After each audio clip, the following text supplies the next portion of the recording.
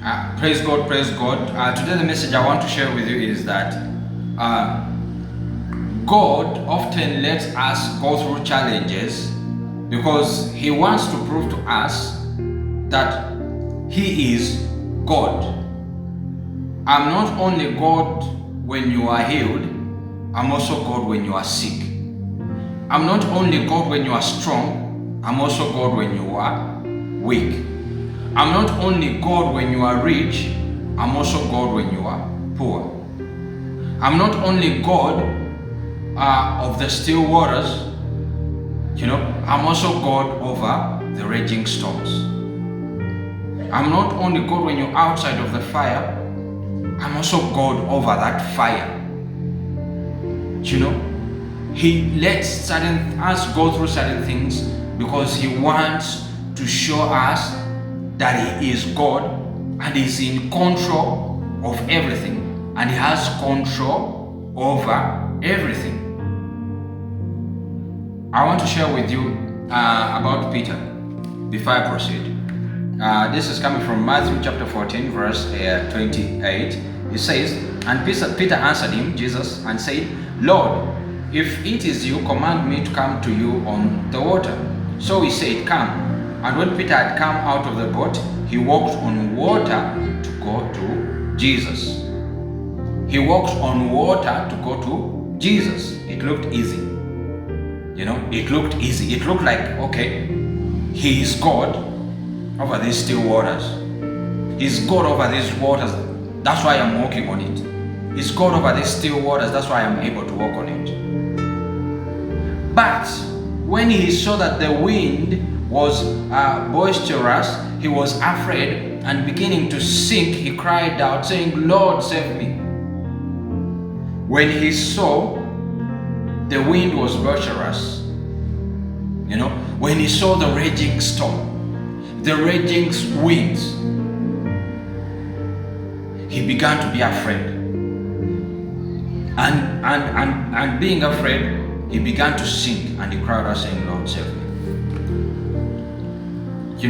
He was walking on water. When the storm, and he believed, He is God. He is God. But when the wind started to blow, heard the waters raging, he began to be afraid. He forgot that this same Jesus who is having this control over this water that I'm walking on, He also has control over this raging storm, over this raging wind. He has control. He's still God even in this. He still has control over this.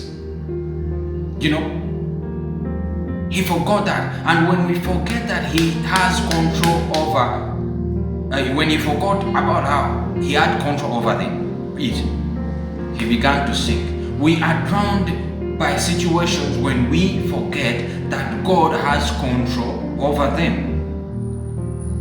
That He's not only God when things are okay, He's also God when things are tough. He's not only in control when things are flowing the way we want to. It's easy for us to believe like, He's in control. I have a good job, He's in control. I'm being paid, He's in control. I have meal on the table, He's in control. I eat whatever, I have a good car, He's in control. I have a roof over my head, He's in control. Clothing on my body, He's in control. A good marriage, a good partner, I have kids, I have this. He's in control. But when a storm rages, we start doubting if He's in control. We start doubting if He really has authority over it.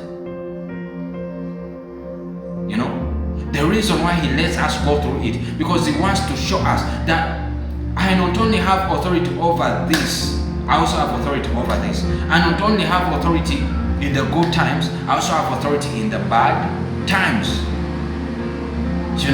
He wants to prove Himself in your life that He is God.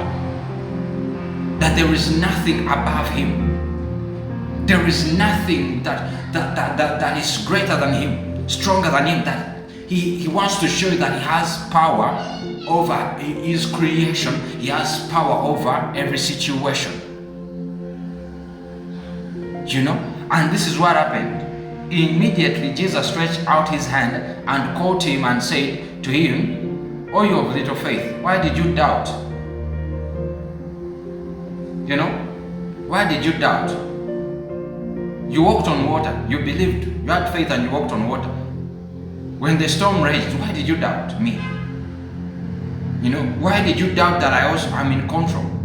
Why did you doubt that I have authority over this too?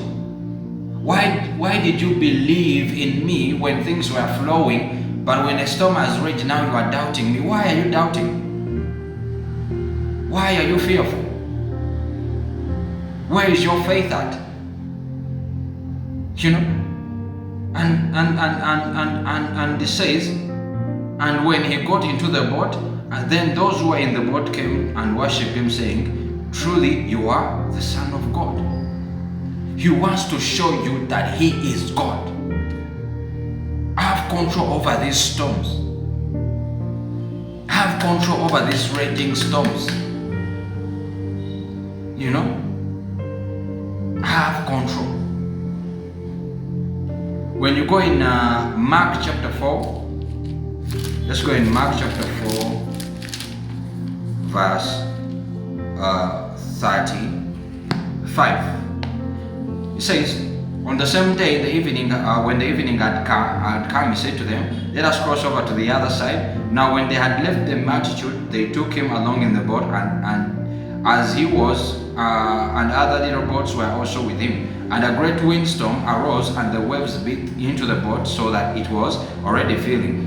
But he was in the stern, asleep on a pillow. And they awoke him and said to him, Teacher, do you not care that we are perishing? That's what we always say when you are going through tough times. Do you not care that we are perishing?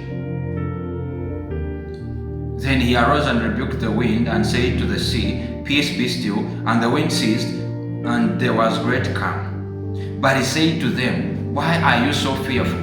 How is it that you have no faith? And they feared exceedingly and said to one another, Who can be this? Who can this be, that even the wind and the sea obey him? Do you see what I'm saying? He wants to show that I have power over everything. You know, I'm not just God when life is flowing. I'm also God when the storms rage. Now I also want to bring it in this perspective. You know, why you shouldn't be fearful when you go through storms, that it also works for your good. Now, this is what happens. When you see Mr. Shadrach and Abednego, before they were thrown in the fire, they were nobodies. You know, they were not known. No one cared about their existence. You know, God had power. He could even send just one angel and it could deal with Nebuchadnezzar and all his great army immediately. But he let them be thrown in the fire. Why? He wanted to show Nebuchadnezzar that even this fire that you are throwing in my children, I am God over it. The fire didn't burn them. What happened? Nebuchadnezzar ended up like declaring, that's in Daniel 3, that everyone should bow to the God of Meshach, Shadrach, and Abednego. God was glorified. They saw God. They saw that he is God. You know, he wants to show himself in your life that he is God. Not only when things are okay, you can go through the fire, but when you're not burnt, you have no job, but your bills are being paid. You have what to eat. You know, you have a roof over your head. You know, he showed himself in, and after that, Mr. Shadrach and Abednego were promoted. Daniel was thrown in the pit of lions. He would have stopped it from him being thrown in the pit of lions, but he did. He wants to show that he is still also God over creation.